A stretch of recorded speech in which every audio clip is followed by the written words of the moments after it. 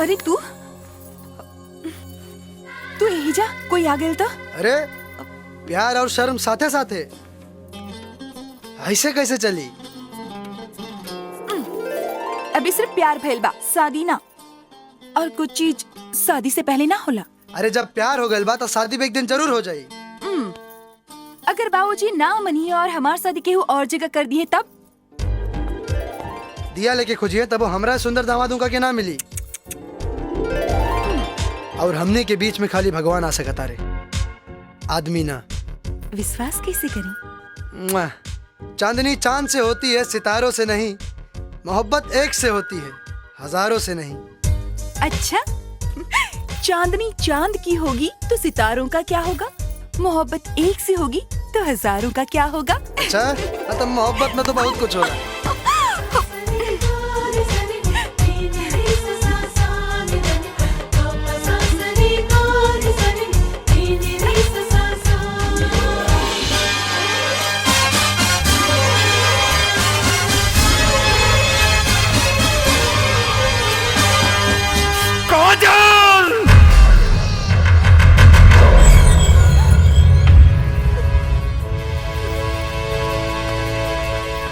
देख लेला नतीजा, बिना मेहनत के बेटी दामाद खोज लेला थे। काम करा तू, लोटा लेके जाकर के पाप पूजा उठा के। प्रणाम फूफा। हम तोहर फूफा ना हैं, तोहर भौजाई के फूफा हैं। सही कहा तानी। ससुर जी प्रणाम। अब लपेट लेला सिज्जत। एक बेर ना 100 बार समझौला के नतीजा बा। बाकी ये ललन बाबू रहुओ ना जब देखे तब जला ताग में घी डाल दिला डुबुक्की मार के। काजल! चिल्लात काहे बानी? घर के इज्जत बाजार में शालब का। बेटा पे बाप के संस्कार जाला और बेटी पे माई के संस्कार जाला। ऐ तहार बेटी हमारी इज्जत नीलाम कर देला दू कोड़ी के नीच के सामने। दहेज के पैसा डबल कर दी। बेटी मर्द के हाथ पकड़ ले बिया, कौनो मौगा के ना। उड़ ले बेटा, कहे कि उड़ के छरके वाला मुर्गा बड़ा जल्दी कटाला। पर हई मुर्गा लकड़ी के ना, अपने के बेटी के ठेया पर कटाई। अड़ंगा मत लगाए, कहीं बेटी के पाँव पुजाई में बाप के कटल गर्दना चढ़ावे के पड़े। ठीक बा, तू हमार गर्दन के नाप ले ले बेटा। हम तो हर पूरा देह के नाप ले। कहे कि मरला के बाद कफन खरीदे में आसानी रही। बारात में बाजा की जगह कफन के पेटी लेके आई। शमशान के पता बेटी के बता दे, कहे कि पहला बेर मुखाग्नि बेटा ना अपने के दामाद दी।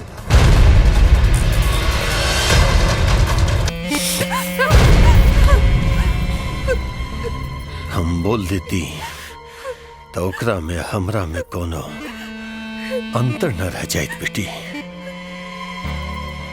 लेकिन सपना देखल बंद कर दे। कहे कि जब सपना टूटी ना बड़ा तकलीफ दे तोरा।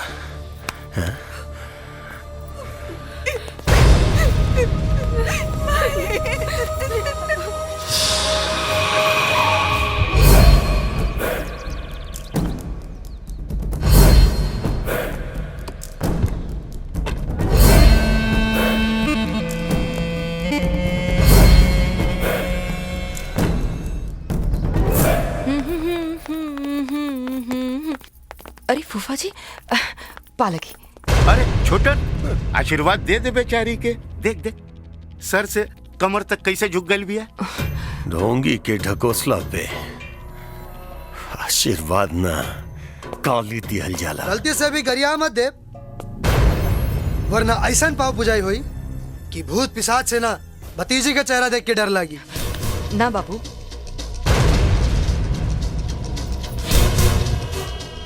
जब बड़ बुजुर्गन संस्कार छोड़ देले तो उनकर गिनती जिंदा रह के भी मुर्दा में होला। फूफा जी खातिर बैठेला कुर्सी ले आवा। हम यहाँ बैठ के तोहार घर के इज्जत बढ़ावे नहीं की आई। वैसे खड़ा रहला से भी ये घर के सान में कोनो फर्क न पड़ी। आवे के कारण बताई। काहे से कि चेहरा पे तो 12 बजल बा। तहरा वजह से हमर चेहरा के ही हाल भइल बा। लेकिन एक बात याद रख, जौना आग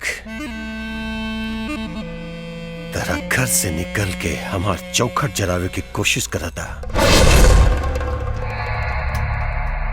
कहीं उहे आग से तहार घर जर के चिता न बन जाए। ना बाबू, जब भी फैसला क के आयल बानी तो इनकर स्वागत बा। हमरा घर से निकलल आग अपने के चौखट के ना, पगड़ी के निशाना सदले बा। इज्जत बचावे के बा तो भतीजी के बेटी के दर्जा दी। सुंदर दुल्हा के ससुर कहाए। जब जीत पे आगे बढ़ी तो अपन जीत के दुआ भगवान से बनाओ, न तो अपन तेवर के लाश छुटावे खातिर अपन हाथ पांव के मजबूत रख।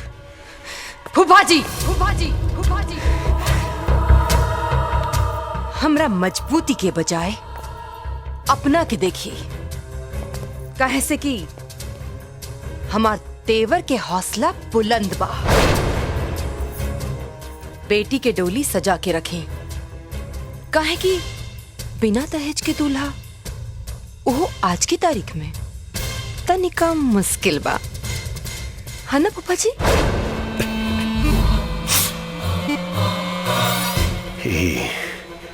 वक्त बताई बेटा।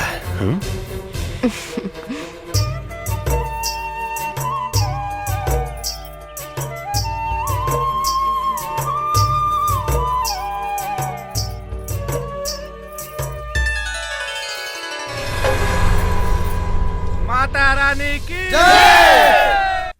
माई, ए माई, ये देखना मामा की वीडियो। वीडियो?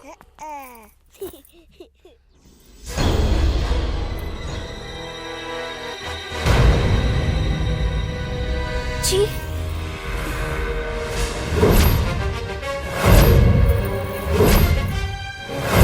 शक तो हमरा पहले से रहे, लेकिन अब हमरा यकीन हो गई।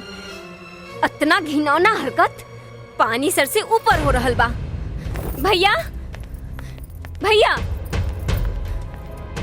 जब मर्द के हाथ ढीला हो जाला तो औरत के बहके से केहू न रोक सकेला। का बात भारती, कहल का चाहता रो?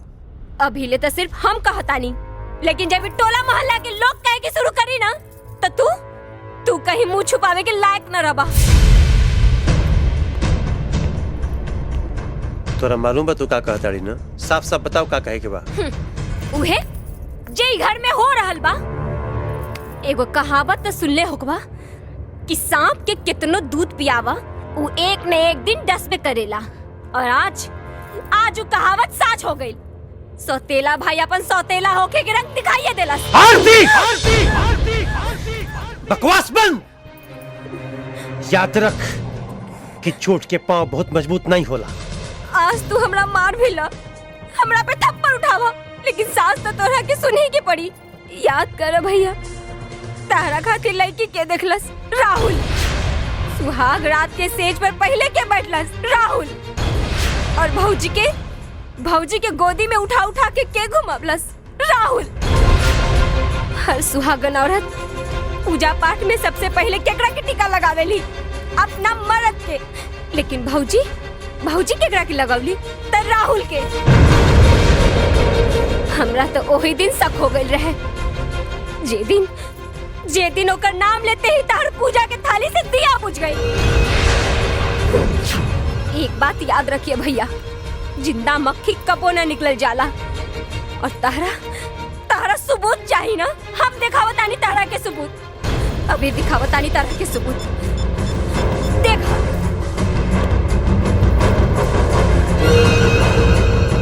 जब से तोके देखले बानी, न रात के नींद न दिन के चैन, हर घड़ी बस तोहरे बारे में सोचल करे। घर में तो आ गए बाड़ू, अब बस जिंदगी में आवे के देरी बा। I love you, I love you, I love you.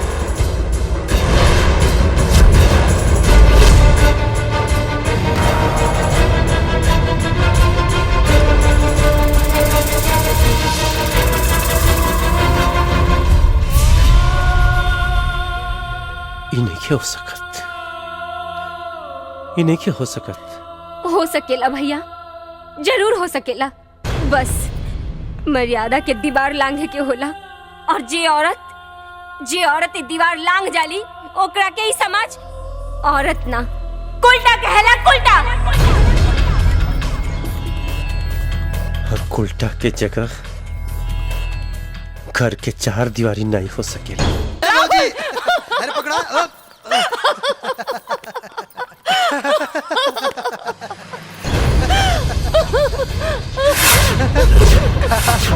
चोर पकड़ा गई, चोर पकड़ा गई। आंख पर पट्टी बांध देला से सच्चाई नहीं छुप जाला। कब्बो न कब्बो सामने आइए जाला। अपने के कहें गलत टाइम पे आ गई है ना, या के चाहत रहल। नाना ऐसन काहे कहता नहीं जी? कहत नहीं कि देखावल चाहता नहीं, का देखावल चाहता नहीं तो लोगन के रिश्ता के सच।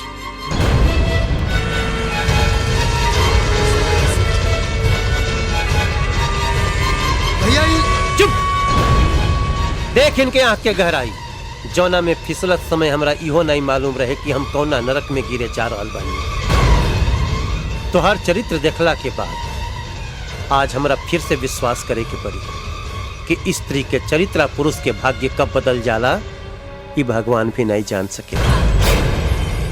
वाह रे धीरिया चरित्र।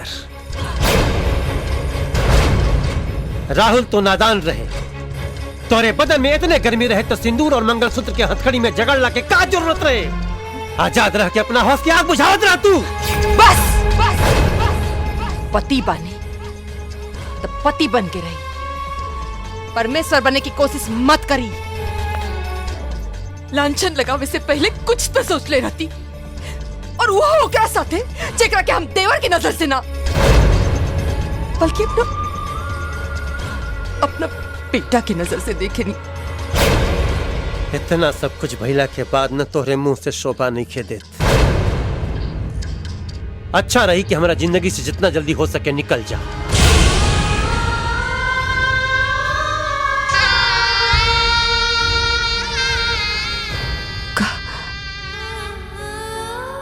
इस सोच अपने के संस्कार के नतीजा बा।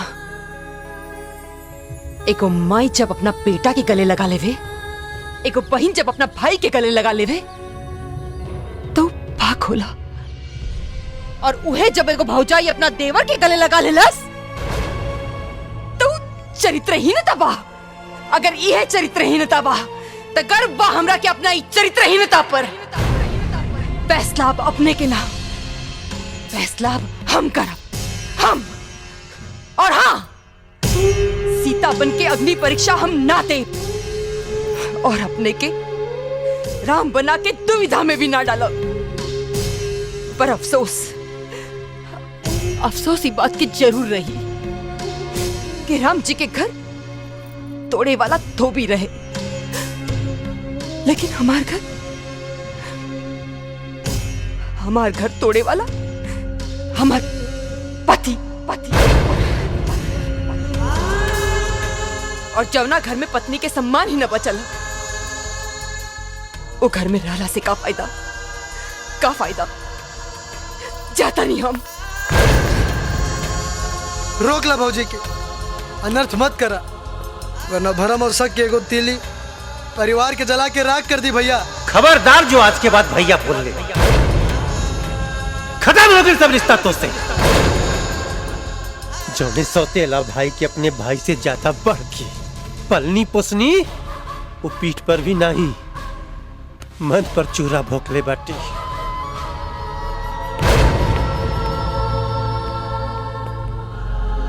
सही कहल गइल बा, दीवार में दरार पड़ जाए तो मरम्मत से ठीक हो जाला, बाकी अगर दिल में दरार पड़ जाए ना तो घर में दीवार खड़ा हो जाए। बाबूजी, का बात बा बाबूजी? रवा उदास काहे बानी? उदास तो नहीं की बेटा, लेकिन कुछ बात ऐसन बाकी है। अगर हम तारा बता दी तो तारा पाँव के नीचे की जमीन खिसक जाए। हमार पाँव इतना कमजोर नहीं खे, बात कहीं।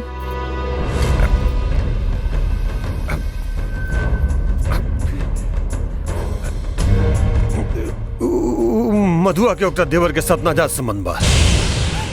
ना, ई नहीं के हो सकत। हो सकता बेटा, हो सकता। अगर ऐसे ना रही तो ओकरा पति ओकरा घर से लात मार के बाहर ना निकाले रहे। बेटा, भगवान के घर में देर बा, अंधेर नहीं के। अब देखा ना, मधु अपना दरवाजा से बारात के लौटले रही ना, आज देखा ओकर पति ओकरा घर से लात मार के बाहर निकाल देलस। अगर विश्वास नहीं के तो पूछला अपन बड़का बाबूजी से। ये एकदम सही बात बा बेटी। सारा गांव जवार ओकनी पे थूकता। देवर भौजाई के पवित्र रिश्ता पर कालिक पुल दहला सरवा डुबुक्की मार के।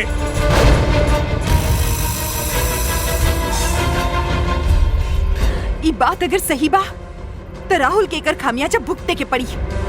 ठीक बा बेटी, चला चला हमरा साथे और बता दो उन्हन के कि तू एक इज्जतदार बाप के बेटी हो, कोनो बेइज्जता है के ना। चलो चला अब हमरा साथे।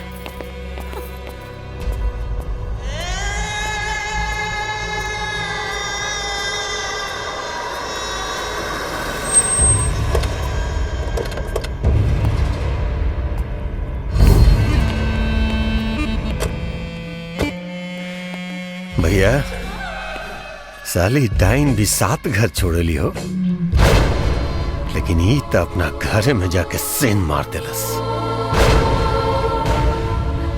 छी छी छी छी। अपना भौजाई संगे कुकर्म करे में एकरा तनिको शर्म नहीं खेआई। अरे ई सरवा कौन अंग कहवा से छूले होके डुबुक्की मार के। रुक जा राहुल।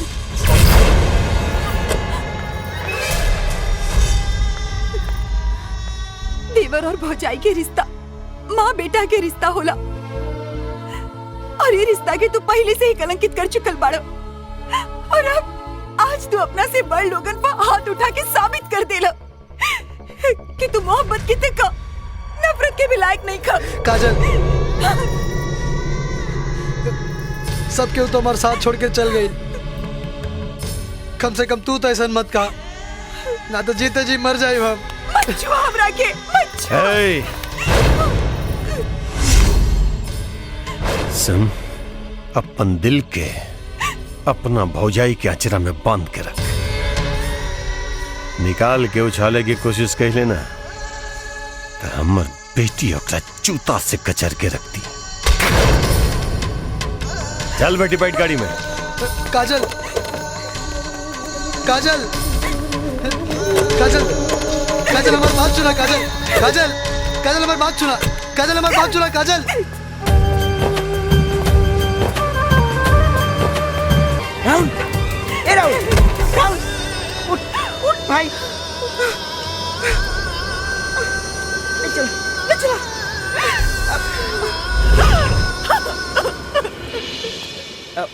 मोहन भैया, मोहन भाई, एक ठो बात कहे के रहल। अब कौन नया नाटक सिखा के भेजले बा तोहन लोग के? भैया, तोहनी के कारण हमार भाई हमरे हाथ से बेहाथ हो गइल बाटे। बेहाथ नहीं भइल भैया, बस एगो गलतफहमी हो गइल बा। अब तू हमरा के सिखेबे का सही बा का गलत बा? ना भैया, बिल्कुल ना। बस रउआ से एगो निवेदन बा, एक बार खाली वीडियो देख ली। का बाटे मारे? तोहरा साली के पटावे के खातिर हमनी से कैले रहनी।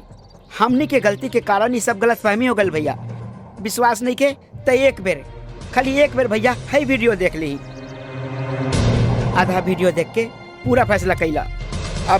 अब भैया पूरा वीडियो देख के सही फैसला कर। हाँ भैया, और मेमोरी कार्ड में ज्यादा जगह ना रहला से पूरा वीडियो ना गइल भैया, एडिट क के आधा वीडियो ही गइल।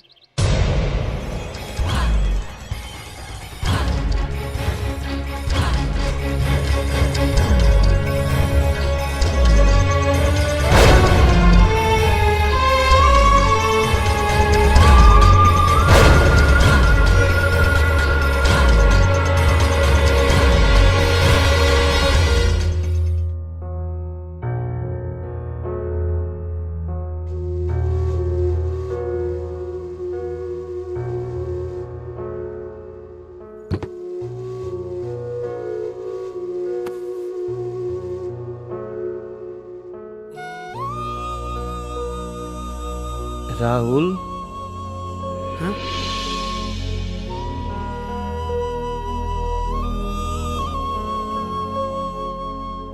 तू ठीक कह ले राहुल कि आदमी के उहे करे के चाहिए जौन ओकर दिल करे। कुछ गाव न रे, बहुत रोवे के मन करता।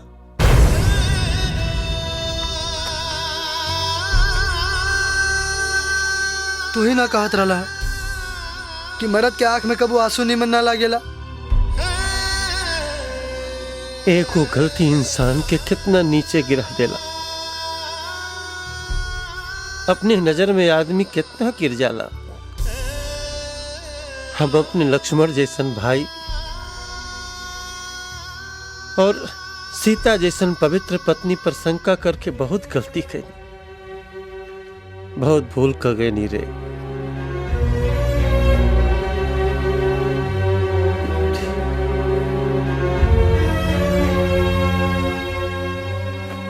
बहुत भूल हो गई रे भाई।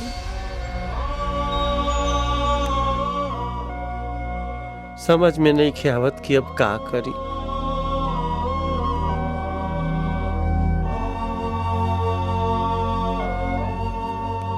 बस आज्ञा करी भैया, अगर आदमी से गलती ना हुई तो आदमी आदमी ना रही, भगवान बन जाए। हम भगवान के तो नहीं देख ले, बाकी हमार मन कहता भगवान भी हमार भैया जैसन हुई है।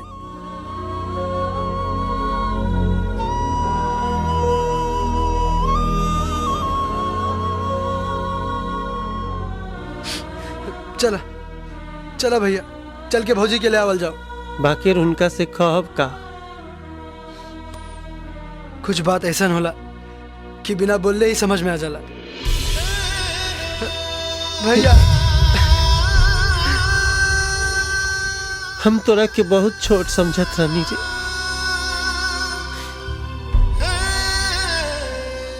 पते नहीं चलल कब बड़ा हो गेले। भैया